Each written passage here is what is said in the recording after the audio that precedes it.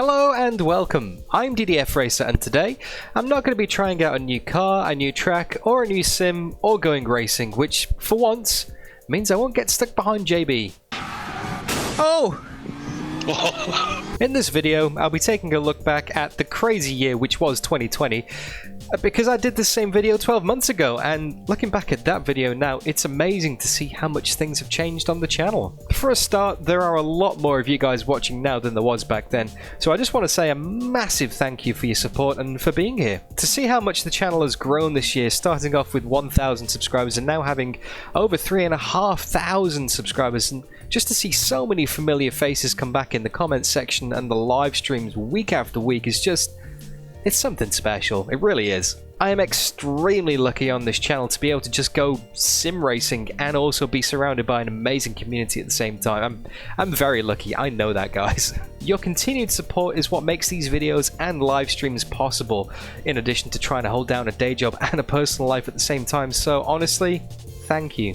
I would never have dreamed of this when I started the channel a few years ago. But heading into 2020, I wanted to mix things up a bit on the channel. I wanted to move away from the AI races that I'd pretty much based my entire repertoire on up until that point, and I wanted to start doing more live streams. I also wanted to try out some new sims, as back then it was just rFactor 2 and Race Room. And I also wanted to start collaborating more closely with other sim racers instead of just the DDF channel. I wanted to try and get involved with more people through online racing and video collaborations.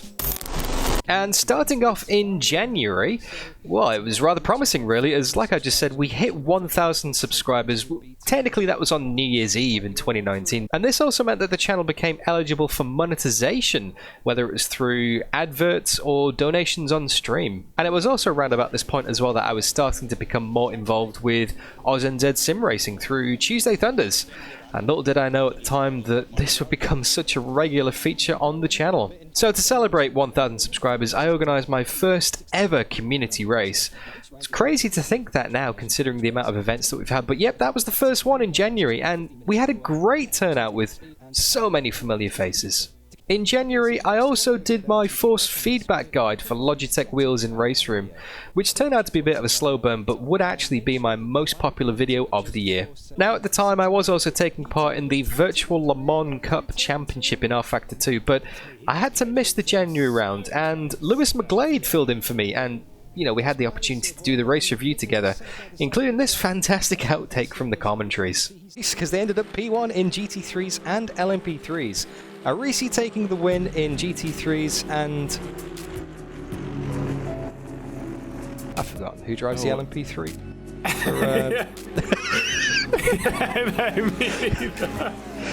Just a complete mental blank. Who is it? I've forgotten. I've wrote it down. What have we got? We've got. Who won the race? I should know this. SimRacing. So that's pretty much it. Good start to the year, but my Tuesday Thunder highlight has to be WTCRs at Spa. We had 15 cars, nose to tail, with a few laps left to go in the race. It was some of the best racing I'd had all year. Epic stuff. Moving along to February, and I had my first long race in Race Room. Now when I say long, it's still only 2 hours. It's a baby race compared to some of the Enduros I do later in the year, but that was the 2 hours of Bathurst. And this was also the first proper stream that you guys had watched since I'd enabled monetization, and for some reason everybody just jumped on the donation train. It was ridiculously generous. It was nothing that I was expecting, and yeah, wow guys, thank you. And that kind of made me realize that, hang on a minute, maybe there's something in this live streaming donating channel thing. Maybe I can use this to support the channel and reinvest and just help it grow even further. So yeah, cogs started ticking in this race. Now I also tried out Dirt Rally 2.0 around about this time, trying to expand the channel like I just mentioned, and I love myself some rally. I used to race Dirt Rally, the original, heaps, but this didn't really take off for some reason, which is more than can be said for my car. And switching back to rFactor 2, I did actually take part in my first VLMC race of the year. I had mixed feelings about it though, as you know, I was starting to move more towards race room content, and that was becoming more popular on the channel, not to mention the constant technical issues I was having with rFactor 2 at the time, with screen freezes and just hardware issues in general. The race itself though, Sebring, yeah, I binned it big time. And I think this was around about the time that the whole Will DDF bin it meme started. My Tuesday Thunder highlight for this month, well, it has to be my first proper encounter with both the NSU car and the Macau Street Circuit. Amazing stuff, really enjoyed it, even if it was a bit crazy. But an honourable mention to Rangy Rover, as this was his first race of the series, and yeah, he'd move on to become a very good friend and very helpful friend throughout the rest of the year. Moving along to March, and this is when I first got to try out Automobilista 2, and this saw a massive influx of people onto the channel. It was a really popular video, my my early access review, and a lot of people seemed to discover me earlier on in the year this way. So, you know, there's me thinking AMS2, that's going to be the future. Never mind Race Room, AMS2 is where it's at. Although this would ultimately die down over the next few months, once the initial hype wore off, I guess, for a better want of a phrase. Now, March turned out to be a pretty good month results-wise as well, because I got my best ever result in the VLMC Championship in R-Factor 2. Based on all of the issues that I've had previously in this series, this was such a relief, and yeah, it's so proud to get this one off the board, especially considering the level of competition over in R-Factor 2 in these races. And it was also in this month when I won the official Race Room Shanghai Formula 1 Grand Prix, ahead of Kalen, no less. Now, this was a substitute event hosted by Race Room due to the coronavirus cancelling the actual Chinese Grand Prix,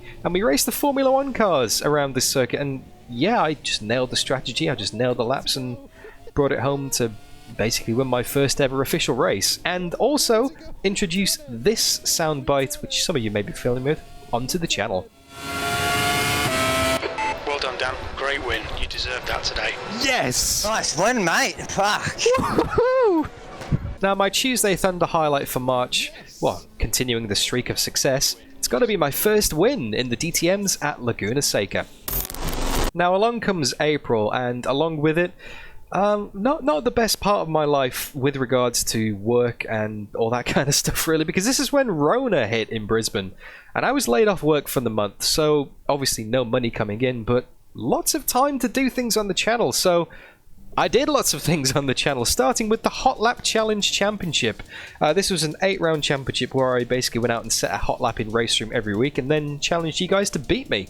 It gained a lot more momentum than I ever would have expected, and saw the introduction of a lot of you guys onto the channel. A lot of faces that I now find very familiar came out of this championship, including Mooney GT, James Tumulty, Wushel, Olaf, well, heaps of people really, too many to list, but absolutely love that, guys, and thank you again for taking part. And it was also in April that I decided to do my first ever Race Room commentary, joining Miguel in the box for the official NSU event, which was an absolute blast.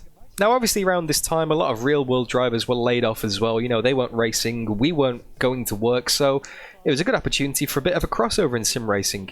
Enter the R-Factor 2 All-Stars race.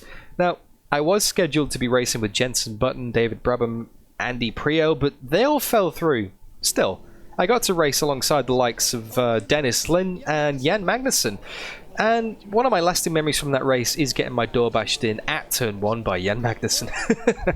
Oh, that was a good one, even if the Corvette was horrible. Now, I said April was busy, and we're not even halfway there yet, because this month also featured the AUSNZ SimRacing 2 Hours of Spa, driving the GT4 and TCR multi-class race. And it was epic, it was a great live stream, so many new faces came along, including John Miller and the birth of the underpants meme. And to round out the month, more R-Factor 2, of course, with the big season finale of the VLMC, the 4 Hours of Le Mans, where I'd be driving alongside Aidan Millward in the same car. All the ingredients were there for an absolutely epic race, but if anyone remembers, it turned out to be an absolute shocker of a race. I had a few mistakes, and when we did the driver swap with Aidan, he lasted about 200 meters before he was yeeted into space due to a network issue and a LMP3 up the back bumper. It was an absolute shocker of a race, and ultimately made me retire the car early, which was kind of a blessing in disguise, because then I went and had a little session on the Nordschleife with my subs, where every time I binned it, I had to take a shot of whiskey, so we can all imagine how that one turned out. But yeah, I was incredibly relieved about the R-Factor 2 Championship being over. You know, with all the screen freezes and the frustrations, just so happy to see the end of the season and just ready to take a break from R-Factor 2. Race Room was really coming to the front of my attention at this point. And my Tuesday Thunder highlight for April, because obviously, in addition to doing all of these races, Tuesday Thunder was still going on. Well, my highlight has to be JB's blow up on voice comms. If you've noticed any sort of dangerous driving, or like if you're side by side, anything. We don't have school for another month. Singapore just extended their break. Listen to me. Hang on, guys. Race is finished. Hey, School break's been extended. mate, do you understand what I mean? Oh, Okay, if you one more race, I forgot. if you're not, shut the fuck up. Fuck me, mate. Are your ears painted on? If you notice any dangerous driving out there, please report it to me. Thank you. I'm gonna go with 15 liters. That guy that's talking. He's driving me mental. Moving along to the magnificent month of May, and I tried out a lot of new things for the first time in this month. Obviously still off work, still, not earning money, still spending a lot of time on the channel. I tried out Automobilista 1 for the first time in order to take part in the Formula 1 1996 season recreation with Jimmy Broadbent. Well, sort of. He only turned up to a few of the races that I took part in, and he beat me every time, but that's not the point. I tried out Automobilista 1 for the first time, which also, funnily enough, got the cogs turning in my brain because R-Factor 1, Automobilista 1, using the same engine, quite easy to convert circuits across, and that's exactly what I did. I managed to convert across my R-Factor 1 creation Circuit Thermalito, something that I created when I was about 15, 20 years old, and it was such a hit in the community, but I've always wanted to race on it again, and Automobilista 1 gave me the opportunity to do that, so that was pretty good. I really enjoyed that. But in May, I also got to try out Assetto Corsa Competizione for the first time, which I really enjoyed. This is something that people have been telling me to do for a long time, and I honestly don't know what took so long, because as soon as I did try it, I fell in love with it. Just GT3 racing through the night, and just epic stuff. But in a completely different page, I also tried Toka 2 touring cars, the yes, the game from 1998. I did a full series of live streams where I played through the career mode. Oh my god, Croft. The curse of Croft is real. It took me about, 2.5 sessions to get through that place. But on the bright side, the actual Tiff Niddell recorded a video for us, which still blows my mind to this day. It's Tiff. It's the real Tiff. Hello, Daniel. I'm thrilled to see that someone is bringing Toka 2 back into the limelight. I can't believe it's now 22 years since I made that. I had so much fun making it, even though there were lots of hours saying, and the new Ford driver, and the new Vauxhall driver, and the new Peugeot driver. Anyway, best of luck with your new Toka 2 championship. Rounding out the month, though, and the Community Hot Lap Challenge Championship that I'd started in April was coming to an end after 8 rounds, and incredible community involvement, guys. Honestly, so many of you turned up, so many of you set laps, and it was just great just to see so many people on Discord getting involved, getting to know each other, and just in those most difficult times in the year when everybody was starting to get to grips with the lockdowns and everyone was starting to feel a bit isolated, this just really helped bring people together and helped give us all something to look forward to every week. So I'm very, very grateful that I had the opportunity to do that, and I can confirm it will be back in 2021. Not sure on the exact plans, but yes, I want to do a second one, which of course is going to be named the Dennis Gickel Trophy in honor of the guy who won every single round. Good on you, Dennis. Now, on a personal note, I should have also been getting married in May. But obviously with the pandemic, a lot of things got cancelled in real life with travel restrictions and venue restrictions and all that kind of thing. It just never happened, which is... it's kind of sad, but I'm sure I'm not the only one in that situation. And all being well, 2021 will be the year that sees me and Mrs. DDF tie the knot. Finally! All I need to do now is get her on for a video, but that's the next challenge. One thing at a time, guys. My Tuesday Thunder highlight for this month is probably the Yevon battle. Now, a lot of new faces joined Tuesday Thunder throughout the year. Most notably, the up-and-coming go-karters, shall we say, who still needed to learn a little bit of racecraft, who were still a bit, feisty, shall we say. And this is probably the closest I ever got to losing my cool all year. Yevon, pick a line and stick to it, mate. You can't do that, mate. Yeah, sorry about that. No, you can't do that. Okay. Hey, JB, what's that incident report channel again? Moving on to June, and it's time to go back to work, but only part-time. So my time on the channel started to reduce a little bit here, so it became a little bit trickier to keep up the momentum that I'd started. You know, the habits that I've gotten used to, the routines that I got myself into with putting out so many live streams and videos. It was a bit of a struggle having to, you know, do a day job again. But one of the good things that came out of June was the Mike Epps BTCC video.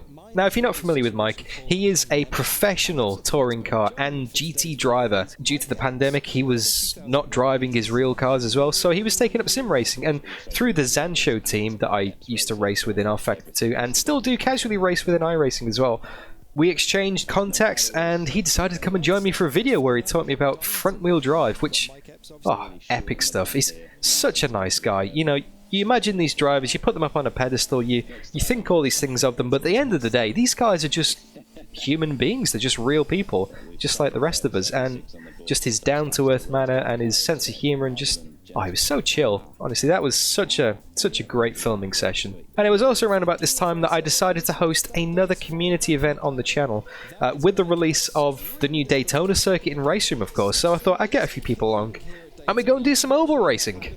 Looks like we'll get one more lap after this. Oh, look at that lead pack! We got first to fifth, nose to tail.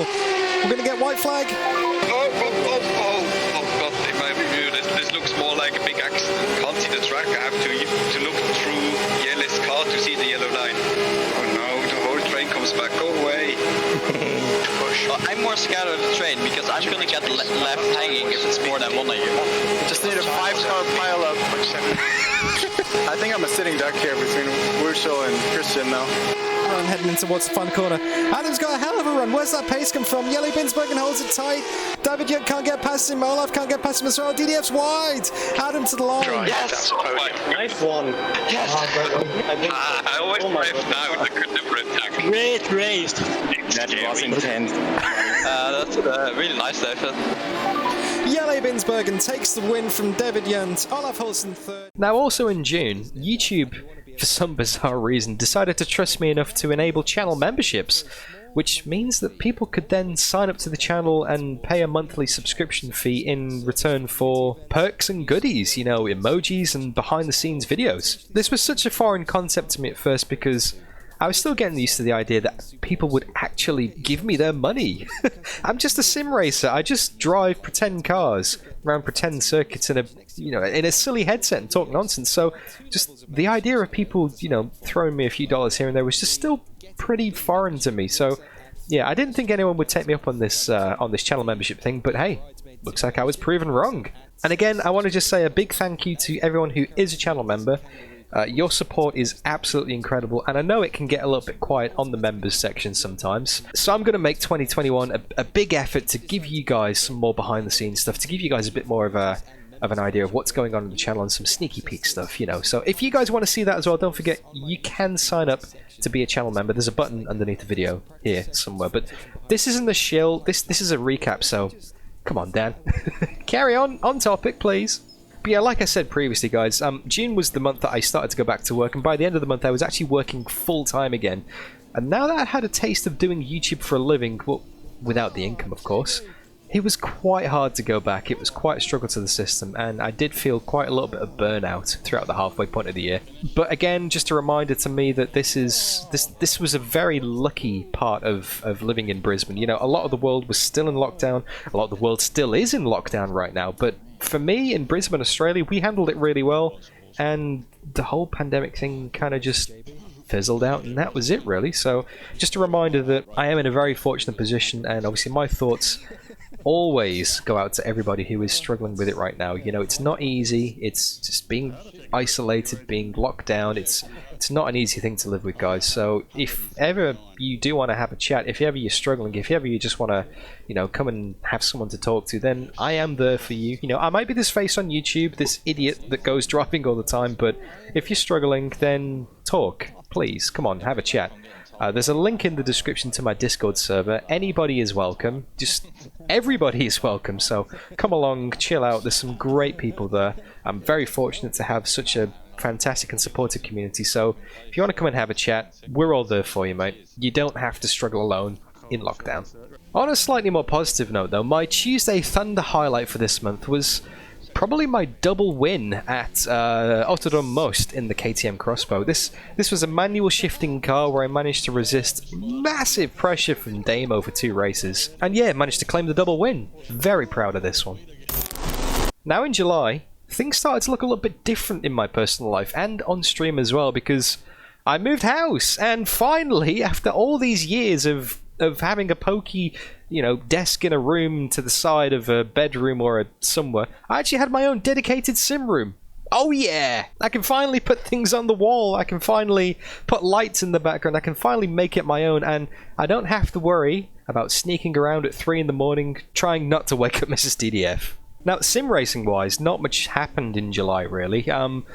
Just the regular Tuesday Thunders, nothing out of the ordinary, but there were no R Factor 2 races, no ACC races, and I was kind of on the fence about going back to R Factor 2, to be honest, because I finished the VLMC earlier in the year, and there wouldn't be a second season, so it was either a case of stepping up to the big boys league in the Virtual Endurance Championship with, you know, 6-hour, 8-hour, 12-hour, 24-hour races, or just not doing it at all. My reservations about moving up to the Virtual Endurance Championship were obviously having the ability to commit to these longer races, and also the fact that it'd be going throughout the middle of the night for me, because they're based in Europe and I'm based in Australia. And also I wasn't really sure about driving for Zancho either, because, you know, Zancho really stepped up its game throughout the start of the year, and they gathered up all these sim racing talents like Jensen Button, Mike Epps, and all these really fast real racer guys, and you know, there's me, DDF, just pootling around at the back. I just didn't feel like I fit into the team on pace, really. They were a lot more serious than I was.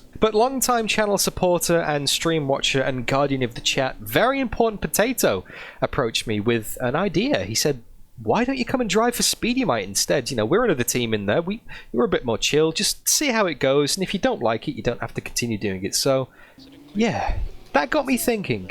But moving back to Tuesday Thunder, and my highlight for this month, it's probably Portimao when we drove the BMW M1 Pro cars. This was the first race in my new house, and I was still getting everything set up, and I was still getting used to all my shifters and everything in new positions, and yeah, there were a lot of bins in this one, so maybe it wasn't a results highlight, but for entertainment purposes, yeah, this was this was definitely a good one. Moving along to August, and this is kind of where the momentum started to build throughout the year now. Obviously, we're still under 2,000 subscribers, so the growth on the channel hadn't quite been as big as I was expecting it to be based on the start of the year, but obviously with everyone going back to work and the lockdowns easing, people were spending less time on YouTube watching sim racing videos. So I, you know, just plod along and get things going. But a lot of things happened in August that were pretty exciting. The first of which was the Volvos at Macau community event. This had been a bit of a running joke in the DDF community, because the Volvos had been raced in Tuesday Thunder and they were awful, and probably the worst circuit you could take them to was Macau. So race after race after race, Tuesday after Tuesday after Tuesday, everybody would be suggesting Volvos at Macau in the chat, and obviously AUSNZ being AUSNZ were like, there's no way we're going to do that. So I went and hosted it myself and invited you guys, the community, to come along and take part in it as well. And yeah, it was pretty horrible. The cars weren't great around that circuit, but it was a lot of fun. And so many people turned up, and so many people recorded it as well. I was very lucky to have so much footage of that event to go back and do an edit. That was awesome. Thank you, guys. And throughout that event, I also discovered Z1 Analyzer and Z1 Dashboard, which Damo uses. A long-time fan, long-time supporter, long-time racer. Great stuff, man. He's always used Z1 Analyzer, and he put me onto it, and yeah, I've never looked back since then, really. But in August, I also got in closer with the Raceroom dev team. They'd seen me putting out Raceroom videos week after week, and very kindly invited me onto the development team to help out with the beta testing, and also, and this is the good part for me, to get some sneaky early access of upcoming content. So I took advantage of that and released a preview video for the brand new Aragon circuit, which did quite well actually, and laid the foundations for some further dev stuff in the future, which I'll get onto later in the video. This also encouraged me to get back on the ranked servers in Raceroom, and I saw the potential for something here big time. I mean, the ranked servers had kind of gone under the radar at that point, and I just wanted to try and help publicize them. But in addition to all of this, August also saw some massive upgrades in terms of hardware as well. the Fanatec V3 pedals, which again were made entirely possible by you guys, the community. Throughout the incredibly generous donations that you guys had been putting towards the channel earlier in the year, I'd managed to save up enough to get these pedals, and going from Logitech G29s to Fanatec V3s with the load cell, especially just the braking feel, oh my. once you try it, you'll never go back, honestly. You don't realize what you're missing on a Logitech G29 on the Logitech pedals. Like, it was good at the time, and there are plenty of aliens out there on Logitech gear still, but once you try the load cell, trust me, there is no going back. But it wasn't just the pedals. I also got the message box that you see in the background and the LED lights as well. I upgraded the lights around the rig to give it a bit more consistent look, and just generally things are starting to look a bit more professional now. Oh, and of course, last but not least, I decided to take up Speedy Might's offer for a drive in the Virtual Endurance Championship. So, in addition to painting the livery for the car, which was one of the things I wanted to do, drive my own paint scheme, it looked like I was going to be doing some R-Factor 2 Enduros after all. Now, obviously, you know the drill by now. Each month has a Tuesday Thunder highlight, and this month was probably my internet crapping out on me with the DTM 92s at Hockenheim, meaning that I get kicked from the race after 10 seconds, 20 seconds every time, but silver lining, because there's always a silver lining, guys. It never goes completely wrong. There's always something to redeem it. I had the opportunity to just chill out and commentate on the broadcast with AUSNZ SimRacing legend Naptic. He does the broadcasts every single week, and he streams the third-person perspective of these races with everybody involved, and he does some cracking commentary, so yeah, it was an honor to sit beside him and just chat some nonsense for half an hour. Moving on to September, and my involvement with AUSNZ SimRacing was starting to get more and more and more, because obviously these guys host races throughout the week, but I was only doing the Tuesday races at this point. I decided to give Rangy's Wednesday workout a go at my first ever Wednesday workout, the GT4s at Nordschleife, and kind of dominated, really. Led from the front and managed to hold off the likes of Brody, JB, and Kalen to claim a win on one of the most difficult circuits there is out there. I kind of surprised myself, really, and it's probably the best that I drove all year. Looking back at it now, I'd probably say this is peak DDF performance, this. So, yeah, very proud of that. But along came R-Factor 2 at the same time, and the first pre-season test for the Virtual Endurance Championship. My first R-Factor 2 stream for nearly 6 months, and it died on me. Well, technically, the stream didn't die on me. Studio 397 died on me. They updated the game a day before the race and introduced a memory leak, which means that the whole event got red flagged before it even started. Trusty Race Room was there to back me up though, so I went and did some ranked racing instead. But obviously not the best start to the Virtual Endurance Championship of having to sit out the race after practicing for weeks. Not that I'm bitter about it still, of course.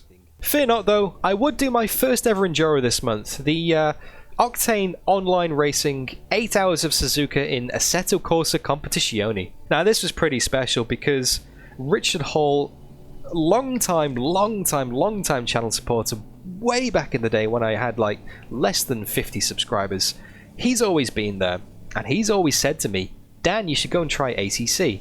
So when the opportunity came along to do an ACC Enduro, he was the first person I asked, and he said yes. And it was great. It was such a good feeling to have him along. And Sean Jacobs from Speedy Might joined as well. And just the whole event was a bit of a learning experience. But your first Enduro is always going to be like that, really. But I do feel a lot better for getting that out of the way now. I had a tactical bin on my second stint, but fought back to claim a decent result in the end, and I just love the intensity of it, which I just wasn't expecting over such a long distance. I was honestly thinking that doing a longer race, it'd be quite boring and quite spread out, and it'd be hard to fill the time and hard to entertain you guys for such a long stream, but it definitely wasn't the case. And not only that, I managed to win a case of beer out of this event as well. There was a little bit of a sweepstake going with the AUSNZ SimRacing group, and they said that whoever finished the highest out of all the AUSNZ SimRacing members, bearing in mind there were 45 cars on the grid, and we entered about 5 cars between us. Yeah, whoever finished the highest won a crate of beer, and that was us. So yeah, winning beer in racing. Now I'm definitely moving up the tree.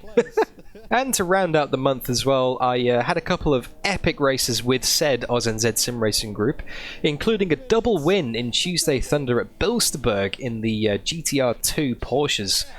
Sorry, GTR2 roofs. Can't say Porsche, it's not a Porsche. And also the AUSNZ SimRacing 2.4 hours of Silverstone, which was a mixed weather Assetto Corsa Competizione, just masterpiece. Strategic battle on the tyres, fighting with JB again, of course, JB, who else? And the epic finish on the line. Although, this wasn't the last time he'd park it at the finish line this year. More on that shortly. Yay! How good was that? How good was that for timing, Dan? What? Did you seriously just do that, JB? Yeah, I pulled it up before the line just crossed it at 0 and then you've come across. 0.2. No, I knew it was going to be close. JB, I was like, he's... I didn't want to do another lap, man. That was just one of those things. Did you just park it on the line to end it a lap early? Yeah. You arsehole! Why? Now moving on to October, and I started the month with my first proper Virtual Endurance Championship race, and all was going well. You know, I was holding position in terrible conditions at Silverstone. Just the rain was pouring down, and I was about 20 minutes from the end of the race, and the old favourite classic VR screen freeze hit, and that was it. Into the fence, massive damage, and yeah, that was probably the absolute low point of the year as far as racing went. Anyway, I uninstalled rFactor 2 live on stream, and at that point I was like, that's it, that's enough. No more rFactor 2, no more Virtual Endurance Championship, guys. It's not worth it. But as you all know, it was far from over. But going back to the hardware side of things again very quickly, October saw the arrival of my new rig, my Simatech K2-R, which finally arrived from Portugal. I ordered it at the same time as my pedals in August, and I just put the whole thing together, and wow, what a difference this makes.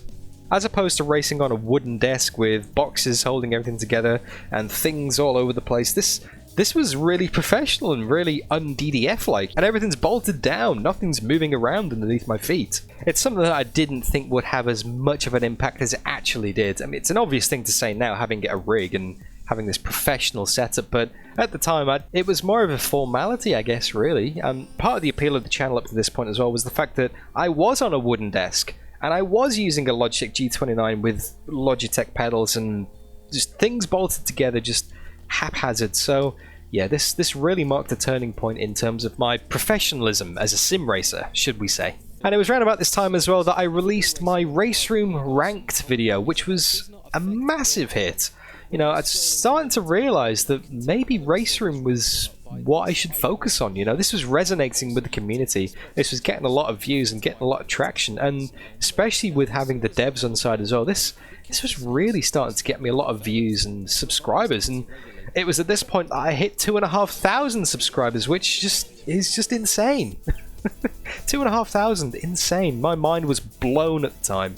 But to round out the month, I did my second endurance race, the Octane Online Racing 9 Hours of Kailami in Assetto Corsa Competizione. Now this one was a little bit more difficult, despite having JB on board to replace Sean alongside myself and Richard Hall. We had technical problems with the internet, with my VR, we had in-game problems with tyre pressure issues and engine wear issues, and we also made a terrible car choice, which made the whole race even more painful than it needed to be. That said, Richard drove like an absolute champion and honestly just soldiered through, and he was the star of this race. Big shout out, Richard, mate. You carried us that day. But rounding out October, and my Tuesday Thunder highlight for this month probably had to be the Pro Cars at Bathurst race. The screen freeze. Now this isn't a good highlight, but this is a highlight in terms of a momentous occasion on the channel where things started to go a little bit south for me with regards to Race Room, when my rig started to have a few problems. Up until this point, rFactor 2 had been the devil child and had been the only thing that had been giving me grief, but now Race Room started freezing on me as well, and it wasn't good. I just didn't know what was causing it, and you know, was my computer failing? Was my hardware starting to drop out? You know, I've just got this rig, I've just got these pedals, everything's starting to come together, and now my software's crapping out on me, so this really had me worried. Regardless though, the entire community came around me and just helped out so much, and one person in particular really just put so much time into trying to fix these issues and ultimately actually fixing these issues, and that is Wushel. So, Wushel, if you're watching this right now, which you may well be, give yourself a big pat on the back, mate. You're the hero. And everyone else give Wushel a big shout in the comments as well. What an absolute champ. Thank you so much for, you know, remote watching my computer to diagnose all the issues, for doing all the driver resets and all the technical stuff. I can't even begin to comprehend what you did, man. Thank you so much. Moving on to November, and we're getting towards the end of the year now, and things are going to start escalating very quickly. Because in this month, I started to get some freebies. The first of which was a set of magnetic paddle shifters for my Logitech G29 wheel, courtesy of AUSNZ 3D. So anytime you hear this, and anytime you hear that clicky noise in the background, that is AUSNZ 3D. That is my magnetic shifters, so thank you for that, mate. And I also managed to snag an old phone from JB, which I've now converted into my pedal cam, which you guys will be familiar with looking at my terrible socks. Not to mention a button box, a custom-made button box from Ed Engineer, which is just... oh, it just elevates it to another level, having everything in one place, all nice rotary controls for your traction control and buttons for your ignition, your wipers. It's just... oh, I never thought I needed one, but as soon as I had one, now I realise I can't live without it, so thanks for that, Ed. And of course, massive thank you to WB Romantics as well for, I still can't get my head around this, donating an entire year's worth of iRacing subscription to me. You absolute legend. The only thing I can say is I'm sorry it's taken so long for me to get around to actually recording these iRacing videos. But I'm in the middle of it now and I'm absolutely loving it, so thank you, man. I can't wait to see where this goes in 2021. Now, putting all the hardware and software and all the freebies to one side, November was the month that I decided to give R-Factor 2 one last try. After putting out a poll on my community section, I was greeted with a resounding yes! Go on, give it another go, Dan. But try it without VR, so I did. And this was something completely unnatural to me because everything on the channel up to this point had been focused on VR. My entire driving was just VR. I was so used to driving with the headset on, so readjusting back to a single monitor was incredibly challenging for me, but I did it. I managed to power through, and it went rather smoothly. The only crash was me, which was disappointing, but one hell of a relief that R-Factor 2 actually held together.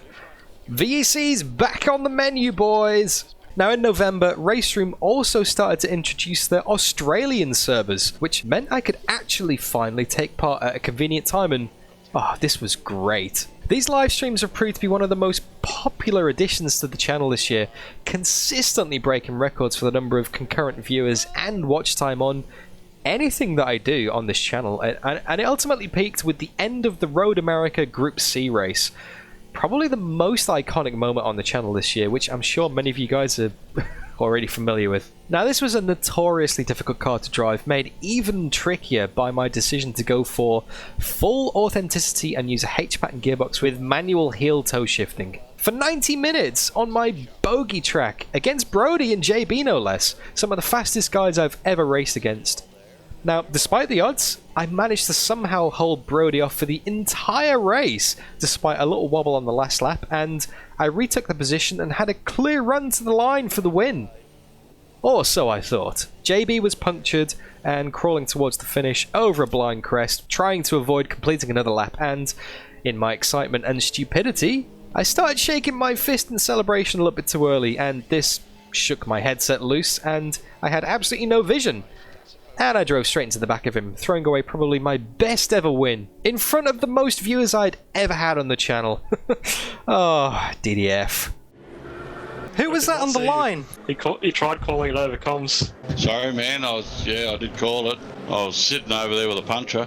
Just blew on me on the last corner. Sorry, man. Sorry, buddy. I can't... oh. Was Dan in the lead? Yes. Yeah, he was. Oh, fuck. Sorry, mate. Well, I did call it. I turned comms off because I couldn't concentrate. You guys were going on a bit. I just muted you. Oh, okay. Sorry, man. Oh, man. I got a bit excited because I thought I'd drag Brody. I didn't expect to be someone parked. So sorry, man. Oh. After all that, Brody. Yeah, no, you deserve that win, Dan. It's all good. It's all good. What a shame. But that's all good. It's all good. I apologise for that, but like I said, I was calling it over the radio. If I hadn't muted the radio and if I hadn't got a little bit excited with the whole arm waving thing in VR, I probably would have seen there was someone. What you were doing? Is that what you were doing? No, no. Do not watch that stream back under any circumstances. I'm gonna unlist it, guys. You can't see what happened. But if you're after some feel good, then you can't look further than the Thermalito community event that I also hosted this month. Oh, after all those years, finally! I'd converted the track to Automobilista 1 earlier in the year and decided to test it out with you guys. And it was amazing. Absolutely amazing. This is something I've been waiting to do for 15 years. And despite a few technical issues with my webcam and the server, we got underway eventually and it just got me right in the feels. I can't thank you enough, honestly. Everybody who raced and made it happen, you're legends, and I can definitely see this becoming an annual event. There is actually an Assetto Corsa conversion in the works as we speak. I'm not sure how long it's going to take, but someone from Race Department has got in contact with me and is in the process of moving this along to another sim, so maybe the 2021 edition will be using Assetto Corsa instead of Automobilista 1. I'll keep you posted on this one, guys. Now, my Tuesday Thunder highlight for November has got to be going wheel to wheel with Tobias in the NSU at Nutstop. This guy is Mr. NSU, and the fact I could even hold a candle to him is something epic, and ultimately I didn't win the race. I mean, of course, he's Mr. NSU. Tobias is, of course he's going to win the race, but to be able to battle with him and to go side by side with him, it was amazing, and Tobias has been a great supporter of the channel this year, so it was a really fitting way to round out this month. And last but not least, December. This was the month that I finally tried Assetto Corsa for the first time. Honestly, I don't know what took me so long, but the only reason I did this was because of James Tumulty asking me to put together an edit for him for his Modvent series of videos. And I'm so grateful, James. Seriously, thank you so much for the opportunity for me to be able to do Assetto Corsa. I'd had it installed for nearly a year and never touched it, so this was the motivation I needed to get on and enjoy it, and the modding scene is just fantastic, so I can see myself doing a lot more AC stuff in 2021. And I also tried iRacing for the first time as well. Again, thank you to Romantics WB for your ridiculous donation of the year's subscription. Lots of new sims happening. I had my first ever race, which somehow I managed to win. I managed to win my first ever race in iRacing. And I also had the race with JB as well, which was just epic fun. So lots of new things happening on the channel. So AC, iRacing 2021, yep, I can see that happening quite a lot. But don't panic. I'm still going to do Race Room, I'm still going to do R Factor 2, and I'm still going to do ACC. I'm still going to keep all of my other commitments, but these videos are going to be sprinkled in as extras, so don't worry. But speaking of R Factor 2, yeah, this was a bit of a low point for me emotionally on the channel. The continuation of the Virtual Endurance Championship at Imola. Now, when I took over the car with about an hour and a half, 2 hours to go, the car was already running in almost last position. So it didn't really help when we got taken out by a backmarker, basically. Someone trying to unlap themselves. Big damage, and 7 minutes of repairs in the pits. And honestly, I'm sure you guys saw this on stream, but the despair I was feeling was just... it's like nothing else I've ever experienced. Just such a crushing feeling. But you know what? It's an enduro. You got to finish these things. And even though I wasn't 100% committed at the time, I got back in the car, did my laps, and managed to climb up from 20th to 18th position. So just goes to show those extra points might make a little bit of a difference in the season, and you should never give up. So yeah, lots of lessons learned for this one. But probably the biggest thing that happened in, well, not only December, but the entire year was the big Race Room December update. Now, it's a very similar story in 2019, and 2020 was no exception. But this year, thank you to my developer access and sneaky early peeks at the content, I managed to get not 1, 2, 3, but 4 videos ready on the day of the release of the patch, and when the servers went down, my videos went up, and wow, the response was just insane. Prior to the update dropping, I was sitting at around 2,900 subscribers. Overnight, that went up to 3,200 once the patch came out, and I was just looking at my stats. Every time I refreshed, it was up 10, up 15, up another 10. It was crazy, crazy. And I cannot thank RaceRoom enough for the opportunity to be able to make these videos and to release them on release day with the patch. So big shout out to RaceRoom for that, guys. You're legends. And since then, it's just kept on going as well. We're almost at 3,700 subscribers now. It's mental. I just can't keep up with you guys. So who knows what next year's gonna hold, guys. I really don't know, and I really don't want to know. I don't want to make any plans. I don't want to predict anything, because if this year has taught me anything, it's just to expect the unexpected. Anything could happen. And of course, I can't end the year without giving you guys a Tuesday Thunder highlight. So for December, it has to be the GT4s at Sonoma. Honestly, it has to be, guys. Being able to round out the year with some just nose-to-tail action with the two closest races I've had all year, with JB and with Brody, is just epic stuff. I couldn't quite get JB, which is probably fitting and probably sums up the year very nicely, but I did manage to hold back Brody, which also sums up the year pretty nicely as well, because, you know, I can mix it with the best sometimes, and I can also bin it with the best sometimes. But in AUSNZ SimRacing, I'm so lucky this year to have found such a great, such a close, and such a respectful community to go racing with. I'd say 2020 highlight in general has to be AUSNZ SimRacing, guys. Can't wait to go racing with you again soon. I thought it was only JV there. I didn't realise you were right behind him, Dan. Oh! That's what I call cutting it tight. I'm doing a demo. Good job, JB. Good job, mate. Good job. Good race. That's a good race. Enjoyed that. Oh, that was a good battle there, Ed. Yeah, that was good. That was good fun. That was. Lose it. Woo! Chris again now, though. Oh, awesome. So, with all of that out of the way, and now that I'm starting to lose my voice a little bit, what are my plans for 2021? Well, the biggest thing I need to do is become more efficient. Now, I need to clarify that I do this sim racing thing for fun. I have a full-time job, which gives me 40 hours a week of just dead time, basically. It's boring as hell. But I have to do it, because it pays my mortgage, it pays for my food, and basically means that I don't starve. But it does also mean that I can't expand my sim racing beyond evenings and weekends at the moment, unfortunately. There's only so much time in the week, and I just can't keep on doing more content like I'm doing at the moment, because then I'm going to be spread too thin, and I'm going to have to give up some of my existing commitments like Tuesday Thunder, Wednesday Ranked Enduros, or the Virtual Endurance Championship in R-Factor 2. There are so many things that I want to do and that I've had on my list for so long, which you guys have suggested as well. But it'd be unrealistic to make plans to actually do all of them because I just wouldn't have the time. To be honest with you guys, my current sim racing workload it's actually unsustainable as it is. Over the past few months, I've kind of been over maximum capacity, and I hate to say this, but I've kind of put my personal life second.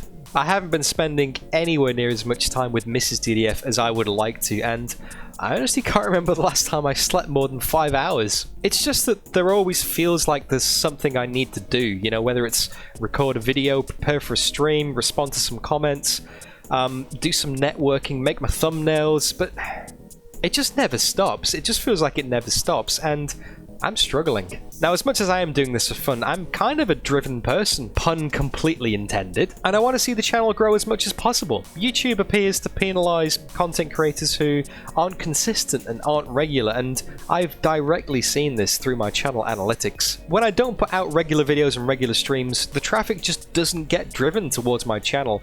The links aren't put on the screen for people to click, it doesn't come up in the homepage, in the recommended videos, even though the videos that are already there are perfectly fine and perfectly entertaining. Now, if a video doesn't reach a certain threshold in terms of views or watch time or interaction within a certain time span, then YouTube kind of just forgets about it. It doesn't make it onto the algorithm and it just doesn't get promoted. So I don't know what the exact figure is, but if a video doesn't get over 500 views in the first 2 days, for example, it kind of just sits there, like, forever.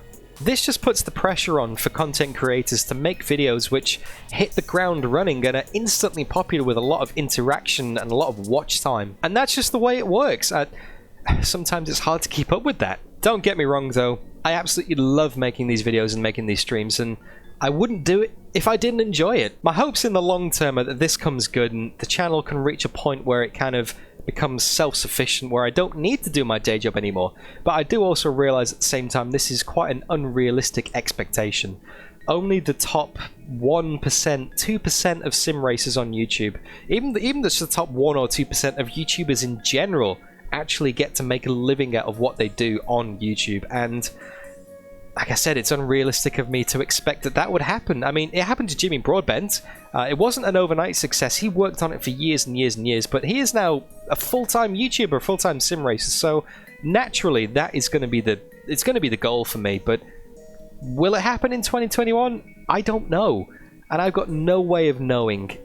If I make plans for it to happen, if I try and predict it, if I try and force the issue, it's only going to lead to disappointment and feelings of being inadequate, insufficient, you know, feelings of not making the right content and just worrying too much about the numbers. You know, this is fun. This isn't high pressure stuff. This is fun. This is driving. This is hanging out with you guys, and that's what I want it to stay like. But what 2020 has shown me is that things can just change at a moment's notice, just like that, you know, no job, so no food, but obviously a lot of time to do YouTube stuff, but you gotta find that balance. But what 2020 has also shown me is that there is an amazing community surrounding this channel that just keeps on getting bigger every day, and it just amazes me how much you guys are willing to support me and see me through this. I've been on the receiving end of so much generosity from you guys this year, whether it's a in-stream donation, a free piece of hardware, or just channel memberships. Honestly, I cannot thank you enough. You make this possible. Even if you're a lurker who never likes and never comments and literally just sits there and watches, just the fact you keep on coming back to watch every single time really does help me out. Seriously, thank you. And on that note, thank you so much for watching this video and for putting up with me chatting nonsense for... oh, I dread to think how long this edit's going to be now. It's been an amazing year, and I've had some incredible experiences over the last 12 months. I can't even begin to imagine what the next 12 months are going to be like, but that's the joy, guys. We'll find out together. So I'll see you then. Look after yourselves. Take it easy.